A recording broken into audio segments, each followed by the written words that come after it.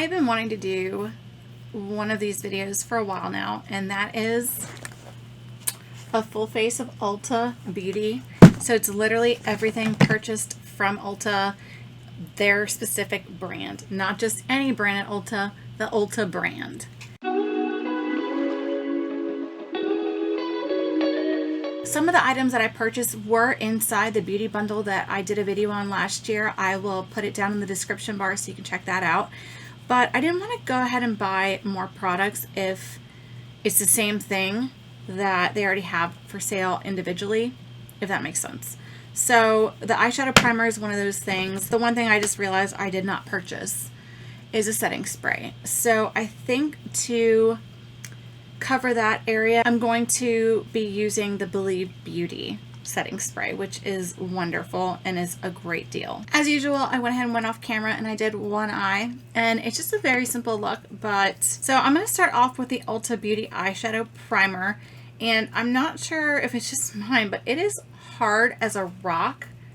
So I'm squeezing, and you can tell by my tube that I really squeezed. It's also hard when I'm putting it on. Oh, there it goes. Now it's getting a little bit smoother. It's a primer. I still would prefer the e.l.f. Putty Primer or the Milani eye primer, but that's just me. I picked up the Ulta Beauty Color Click Eyeshadow Trio, and I picked it up in Santorini Sand. Let's see if I can open it.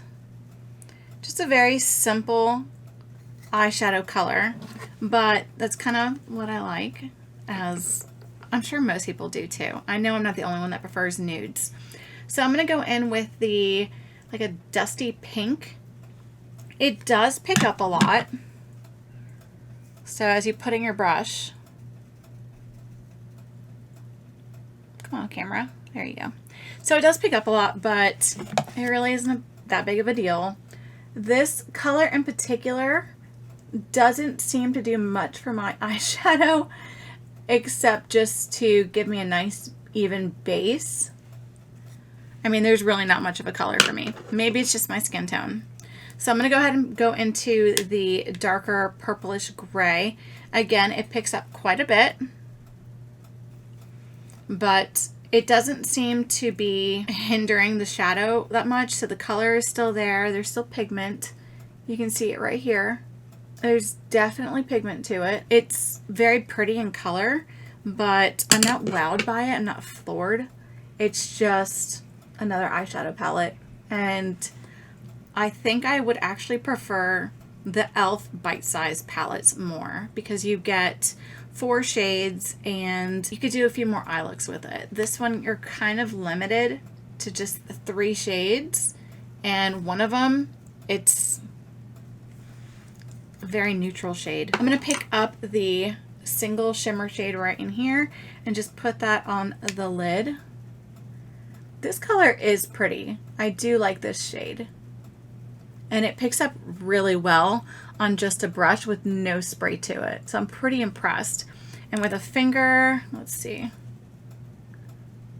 It picks up just as well. I actually prefer it with a brush. It's not as chunky with a brush. Yeah, so the Ulta eyeshadow is $12, and you can get the e.l.f. eyeshadows for like $3, $4, and I just think that they're better quality and more options for colors. I don't think that this eyeshadow is that amazing, especially not for $12. I'm also going to use the Ulta Beauty Automatic Eyeliner, and this is in the color Matte Black. It's just a nice black eyeliner, and I'm just going to do the top. This is one of those eyeliners where it kind of pulls at your eyelid, and I hate doing this because you should not do this to your eyes, but it honestly feels better if I hold my eye, because when I just do it without holding, I feel the pulling more. Personally, I am not a big fan of these type of eyeliners where I have to hold my eye. I mean, you could do it like that, but you're gonna skip because it's kind of dry. Gosh, I hate not starting off on the right foot, but I'm not a fan of that one either. So that eyeliner is $8, and once again, I feel like drugstore has better eyeliners for less expensive. So the next thing I have is the Ulta Beauty Twisted Volume Maximum Performance Mascara. I've already just used this on my other eye. Oh, okay. I just discovered that on the end here, you can twist this cap and there's different levels, I guess. I'm not really sure what to make of this yet, but you can twist it and go all the way back down to 1. So let's pull out the wand and look at it. Here's 1.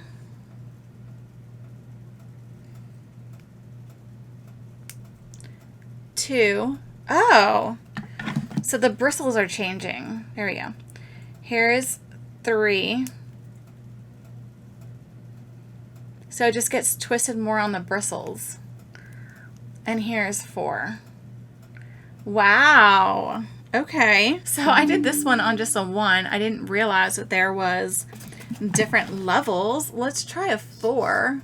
All right, I'm already enjoying this a little bit more than when I first used it. It is a drier formula, and the brush is quite prickly. This is so interesting. I'm gonna go down to a 3. I'm gonna get a close-up of this. Let me know down below if you can see a difference in my eyelashes. Again, this is level 1.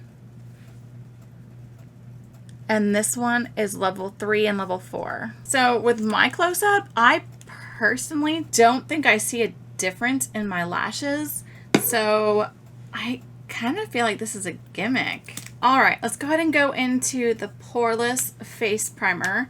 This is a mineral oil-free, paraben-free, smooths and refines pores. It reminds me of the, I think it's Smashbox. Ooh, yes. It even has the same smell. It has that nice, silky, soft feeling to it. I really enjoy that feeling. We're gonna use the Ulta Beauty Moisturizing Foundation Stick. I have yet to use this.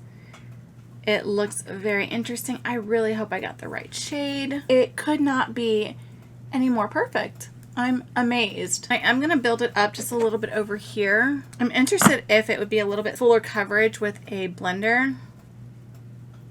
I think it is. Yeah, I definitely think that I'm getting more coverage using my blender versus a brush. I'm very impressed by this. It blended amazing. It looks like it's my skin and it's kind of like glowing. It doesn't look cakey. It's not oxidizing yet, but there's still a chance. All right, we're gonna use the full coverage liquid concealer as well. And this one, I'm not a fan of this doe foot. I've never been one to like these really flat ones, but maybe I'll be wrong. It's not as hard as other ones I've tried. One dip and I was able to do every spot that I wanted to do, which is great. So I am not a fan of the way that this is hitting my under eyes. I'm not. It makes them look very cakey, and I don't know how else to say it. It just looks old under my eyes, and it's not giving me that full coverage look that I want to like cover up darker circles. And I don't always need to use a color corrector. It didn't cover my dark under eyes at all. I feel like it did nothing. I don't even think it brightened my under eyes, to be honest. I almost liked it better when I just had the foundation on. So I wonder if I can kind of make that a little bit better just using the foundation. My problem now is that I'm really caking it on. Is that there's too many products under my eye. I think I like just the foundation better than the concealer. All right, so that is a pass. I did not like that concealer at all. It really, really made my under eyes look old. I'm gonna do a light dust of powder really quick, and I'm gonna use the Positive Mindset. It's a translucent setting powder infused with rosehip oil. I really like the sifter on this. So the sifter has a nice little hole, a nice little crevice in here, so that when you close it, the lid has a stopper and it'll keep it tight. Really like that. All right, now I'm gonna go ahead and do a quick set just so I can have it all melt together.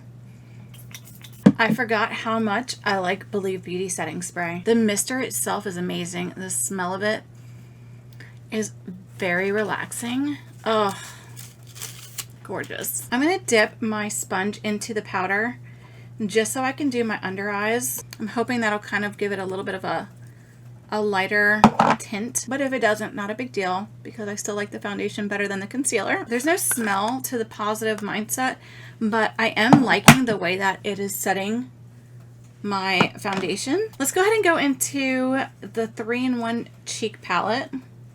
It's got your bronzer, your blush, and your highlighter. I really like a baked formula. There seems to be quite a bit coming off.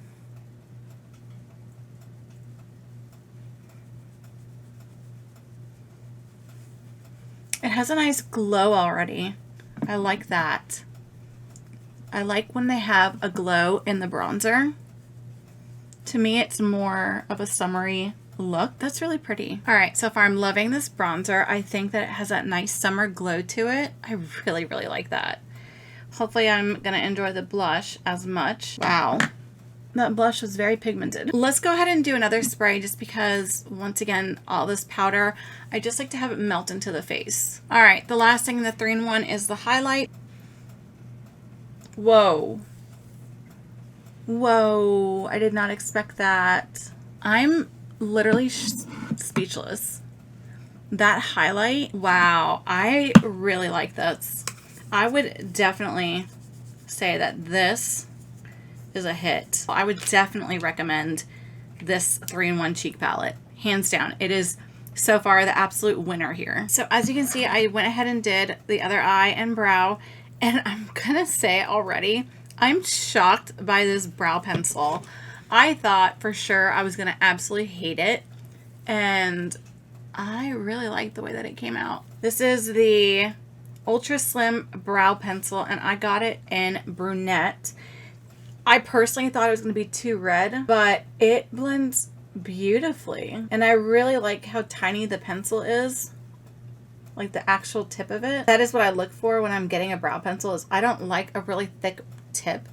I want them to have a nice tiny tip so I can get those hair-like strokes. Brush on the other end is a must for me. I love the way that they diffuse and help to blend everything together. Like, look at that. But of course, we cannot forget the glue that keeps it in place. The clear brow gel.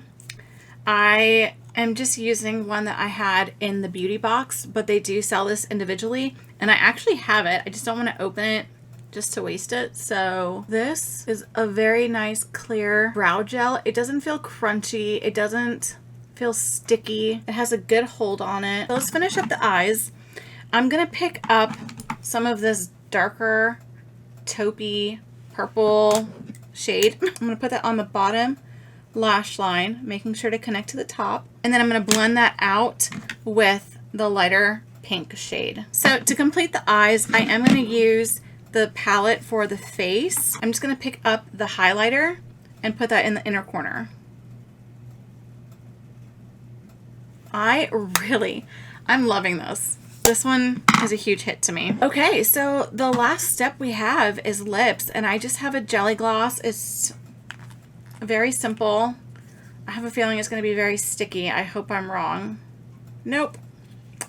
It is a very sticky, gloopy lip. Now, why I didn't pick up a lipstick, I have no idea.